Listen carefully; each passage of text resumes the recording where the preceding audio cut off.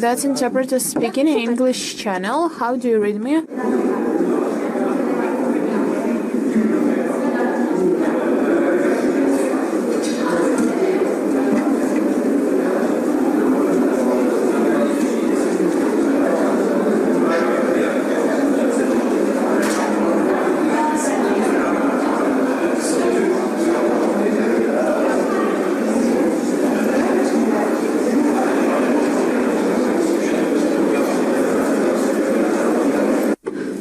That's interpreter speaking in English channel. Do you read me loud and clear? Do you read me loud and clear? Or not? In English channel? Okay.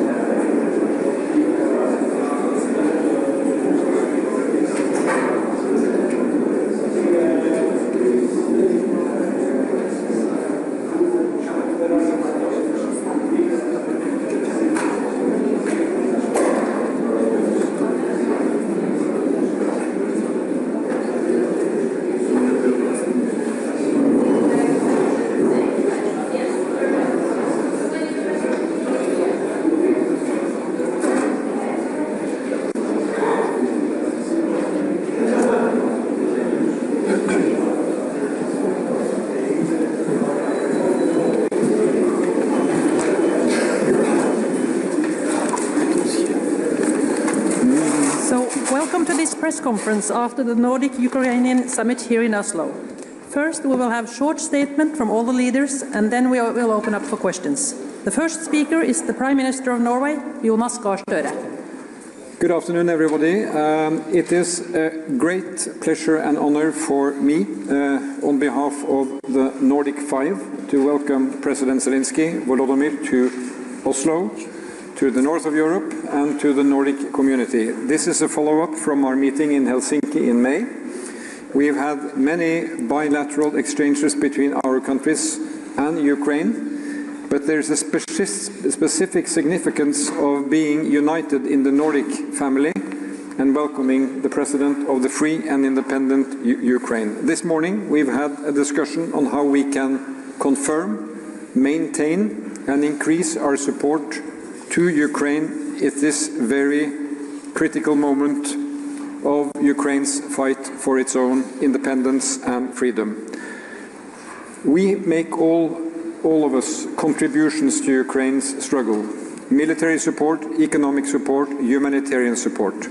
What I would like to underline is the political support and the unity of message from the populations of the Nordic countries. We all represent countries where there is broad unanimity in support of Ukraine and the Ukrainian people's struggle for freedom.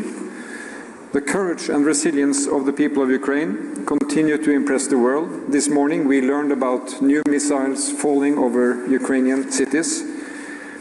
We aim our military support towards the defense of Ukraine, especially from attacks coming from missiles, coming from rockets, and we will continue this robust political humanitarian support for the long run. So, President Zeleński, we support your peace formula. We have been having good exchanges with you here today, and I'm happy to give you the floor, and then my colleagues will also make short statements. So, President Zeleński, thank you so much, Jonas. Thank you for the invitation again, dear leaders, journalists, ladies and gentlemen. I'm glad that our second summit, Ukraine plus Nordic Europe, is happening right on time and with full respect for our Europe, each of our countries and people's interests. The essence of the free world is caring for our community, our country and people's interests. And in Europe, this is exactly what we do. And we are protecting our way of life from a completely different, opposing system, one where only the interests of a single irrational person matter, the one with all the power in Russia. And if he wants, he starts wars. If he dreams of an empire, hundreds of thousands of lives are lost to his delusions. And we must keep our pressure on him and his system so that he feels the losses and realize he must respect us, respect Europe, respect international law, freedom, our freedom, freedom of all the nations. Ladies and gentlemen, today I want to thank each leader and country for yours real huge support. Jonas, Prime Minister, thank you very much. For Norway's leadership in supporting Ukraine in defense, financing and politics. Special thanks for the air defense support and the new air defense system. This is great news for all of us, for our families, our people, our children. Thank you so much. President of Finland, thank you for the 21 packages of defense aid for our warriors and for doubling artillery ammunition production in Finland. This support is crucial not just for our freedom, but also for other European nations sharing a border with Russia who are understanding what the threat is. Thank you. Prime Minister of Denmark, dear Mette, I want to especially recognize your country's patronage of rebuilding one of our regions, Mykolaiv and its region, and I'm grateful for creating the Ukraine Support Fund and leading the Aviation Coalition initiative. Thank you for another huge package. Thank you so much. Prime Minister of Iceland, your principled stance on holding Russia accountable for aggression and establishing the registry of damages during Iceland's Council of Europe presidency is valuable. Together we will restore justice, and thank for your decision long-term support. Prime Minister of Sweden, thank you for 14 packages of defense aid for Archers, IRIS-T and powerful CV-90s. We value your active support for Ukraine at the European institutional level. And I believe the day will come when Sweden's voice in the alliance will strongly support also our membership. And thank you all for your support. Thank you again for invitation, and I'm confident that as long as we are united and as long as Europe cares about unity, Russia will not break the freedom of our peoples. Slava Ukraine. Mr. President, thank you. President Minister. Thank you. Good afternoon. It is very important that we Nordic countries can together reflect our strong support to Ukraine. Thank you, Jonas, for continuing the tradition we started in Helsinki. The results today have been more understanding and even more united, even stronger support to Ukraine. Finland has done its share. We are now preparing our 21st aid package, which consists of armament. And I would point out that what we need here in Europe is that we have to take seriously the industrial production of armament. Finland is doing its best. Now we are doubling the produce of ammunition so that we are more prepared for the future. Unfortunately, times have changed. We are not living anymore in a Europe which always lives in peace and security. When things change, we have to learn to change also ourselves and our thinking.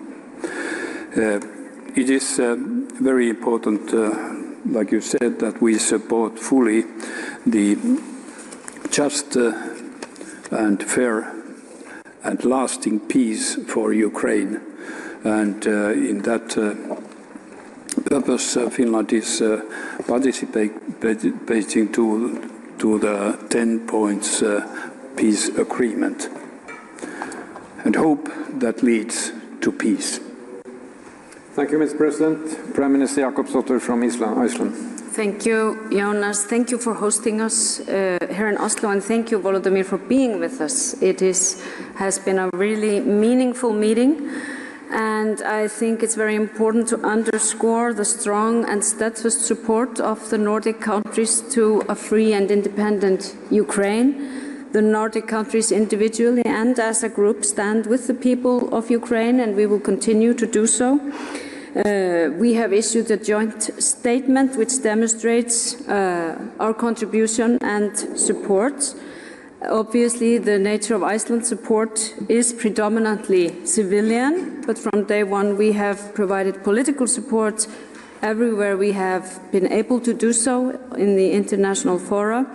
We have fully aligned with EU sanctions and given economic, humanitarian, energy-related as well as security and defense-related support. Last month we delivered a fully equipped field hospital to Ukraine to provide life-saving support for wounded soldiers, and now we are working on plans to allocate support to Ukraine in 2024 and making a long-term plan for support to Ukraine for the next years. And that funding will be used to strengthen our civilian contribution and focusing also on what Ukraine needs in the next months and years. We have joint international measures to ensure accountability, because peace won't be achieved unless we also achieve justice. And I think this is important. We are participating in the core group at the UN on the establishment of a special tribunal for the crime of aggression. And the register of damage that Volodymyr mentioned here earlier was one of the main outcomes of the Reykjavik Summit of the Council of Europe.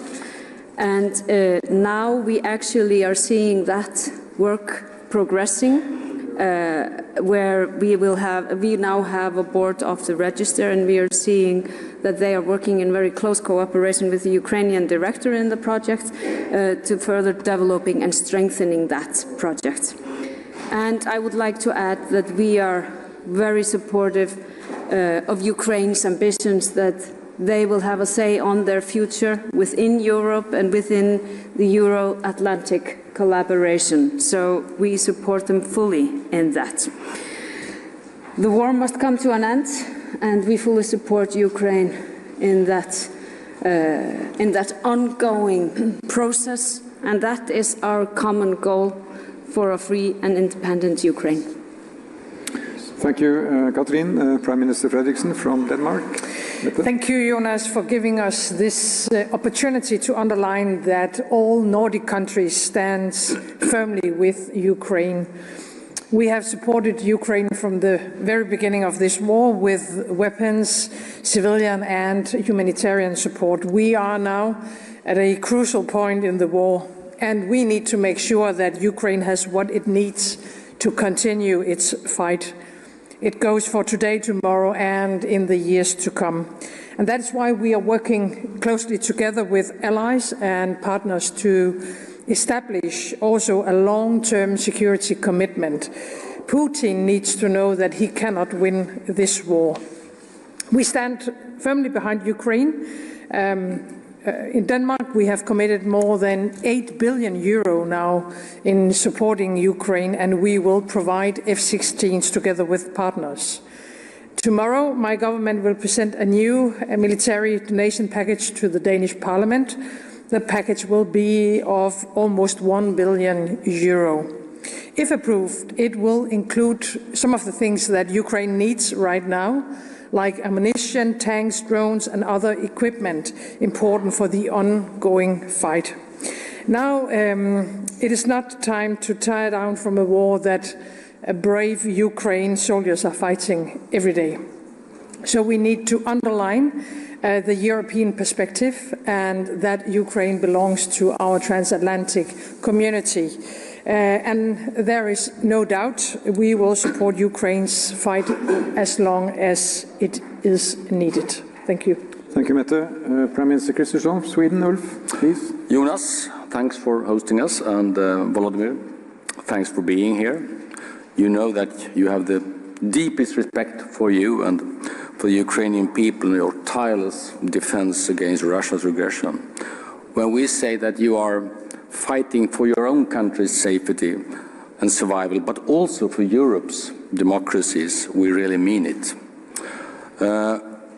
We are in a very serious situation right now. This is a crucial time for both short and long-term support to Ukraine.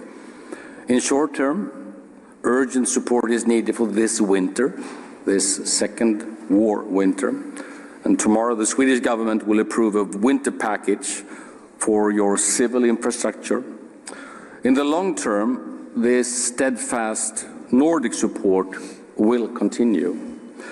But also Europe and EU is key, and tomorrow European Council will discuss the EU budget and enlargement. Continued financial support for Ukraine is the very most important question for us on tomorrow's and Friday's and perhaps Saturday's meeting. And to underline again that Ukraine's future is within the European Union. Thank you so much. So now we open up for questions, and the first question comes from Morten Jentoft, the Norwegian Broadcasting. Yes, first question for Mr. President from Ukraine, Volodymyr Zeleński. Yesterday, we saw in the news that some U.S.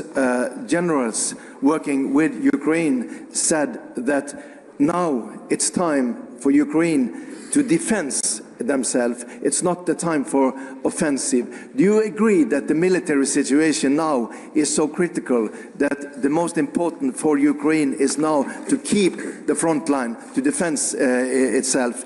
And second question for you, are you very disappointed that you didn't get any clear promises from your visit in the United States? Thank you. Jackie.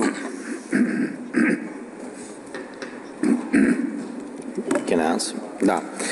Дякую за запитання. Щодо заяви Генеральних Сполучених Штатів, деяких осіб, деяких військових, я вам скажу так, в будь-якому випадку це не про кризу, це про зиму, і взиму завжди уповільнюються ті чи інші операції, контрнаступальні чи оборонні. І тому я думаю, що цей сигнал пов'язаний саме з цим. Тобто ми розуміємо, що у Росії не було ніяких перемог в цьому році, вони нічого не змогли окупувати. Взимку все уповільнюється через багато різних причин. Ми говоримо про оборону саме сходу нашої держави, тому що більшість сьогодні військ Російської Федерації зосереджена там. Вони спробували там дуже багато разів, де минулого року було розбито угруповання вагнеровців, з 20 тисяч було вбито, і тепер вони туди відіслали велику кількість своїх військ. Тобто ми говоримо вже про сотні тисяч військових.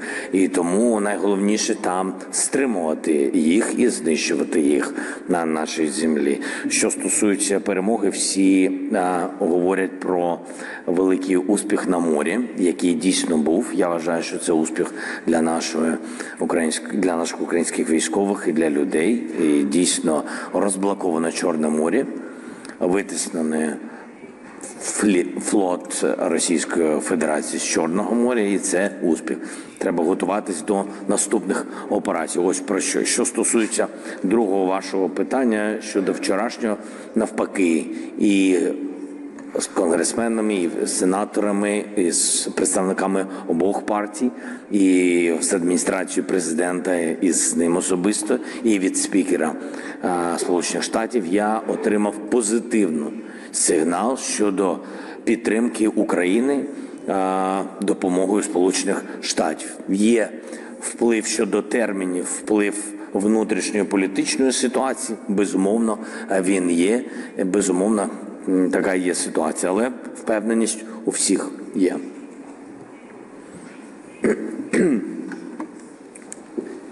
The next question goes to Bolholm, Swedish news agency TT. My question is also for President Zelensky.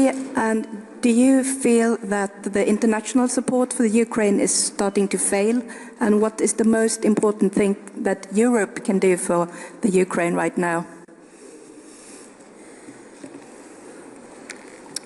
Here I don't feel it, and I'm very happy that we have such strong partners, Nordic countries. What Europe can do the same, what Nordic countries do. Thank you. Thank you so much. The next question comes from Kita Kohonen, MTV Finland. Hello, and this question is also for President Zelensky. You met Prime Minister Viktor Orban a few days ago, and you had a discussion. What did you discuss, and what, in your opinion, is Orban's motive for his actions towards Ukraine? Thank you so much. I can't tell you that it was a special meeting. I mean, we had dialogue. Yes, it's true.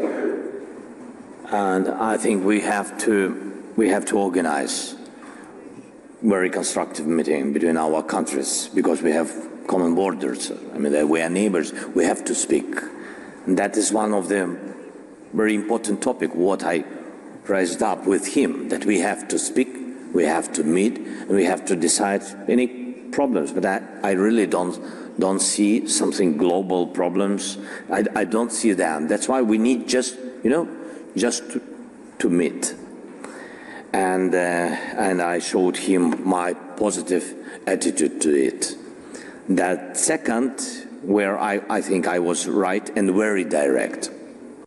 The key is very direct to him, that he has no any reasons to block Ukrainian membership in EU. And I asked him to tell me one reason, not 3, 5, 10. Tell me one reason. I'm waiting for answer. Thank you. And the last question goes to Fredrik Fogde from the Danish news agency Ritzau. You obviously have a lot of support of the Nordic countries, but in some other countries there talks about maybe not giving the same amount of donations, about money in the forthcoming months. Is this a concern for you going into 2024, also in terms, of regaining peace at some point without giving away any territory?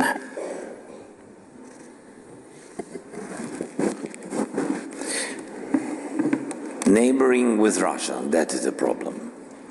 Everything else, it's difficult situations, which we will manage. Thank you so much. So this concludes this press conference. Thank you, everybody, for coming. Thank you so much. Thank you, Jonas. Thank you. Thank you, Jonas. Thank you.